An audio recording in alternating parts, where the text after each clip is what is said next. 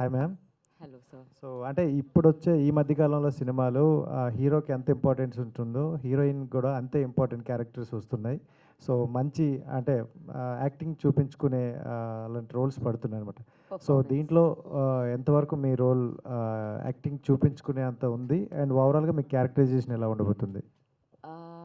Usually నా characterisation especially నీలకంఠలో performance ఉంది. But the performance is నేను హీరోకి ఎలా సపోర్ట్ చేస్తాను, అతని లైఫ్లో నా ఇంపార్టెన్స్ ఏంటి, అతనితో నేను ఏం మాట్లాడతాను, అతనితో నా ఎమోషన్ ఏంటి is pretty much my journey in the film కూడా.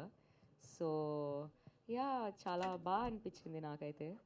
అండ్ యా, అండ్ నేను యాక్చువల్లీ డిఫరెంట్ మూవీస్లో డిఫరెంట్ అవుట్ఫిట్స్ అండ్ ఆల్ వేసుకుంటాం కదా usually. But this film is one of my favourites because మొత్తం సారీస్లోనే ఉంటాను నేను ఈ ఫిలిం అంతా. So yeah that is some homely girl, మీ పక్కింటి అమ్మాయి కైండ్ ఆఫ్ రోల్ చేశాను. ప్రతి ఒక్కరు కోరుకునే క్యారెక్టర్ వచ్చింది అయితే. ఎస్, అండ్ ఆఫ్ కెమెరా పేరు కూడా Sita. Ya, congrats. And off camera master Mahendra గారిలో మీకు నచ్చిన క్వాలిటీ ఏంటి? మీ ఇద్దరి మధ్యన ఏదైనా ఒక ఫన్నీ ఇన్సిడెంట్ ఉంటే ఏదైనా షేర్ చేసుకోవచ్చు. ఫన్నీ ఇన్సిడెంట్ అంటే actually seeing him on set only నేను టూ మచ్ ఎగ్జైట్ అయ్యాను.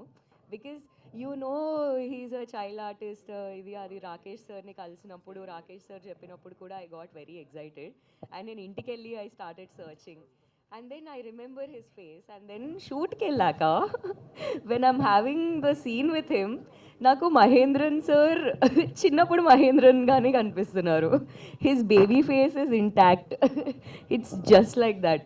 సో నేను ఇట్లా యాక్ట్ చేస్తూ పక్కకెళ్ళి అలానే ఉన్నారేంటి, ఇంత పెద్దగా అయ్యారు కానీ ఇంకా అదే బేబీ ఫేస్ ఉంది, I can see that face అని చెప్పి నేను ఫస్ట్ 2 days చాలా ఎగ్జైట్ అయ్యా.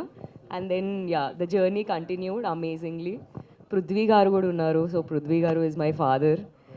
ఆయన గురించి అయితే ఇంకా చాలా చెప్పాలి. But yeah, next time yeah.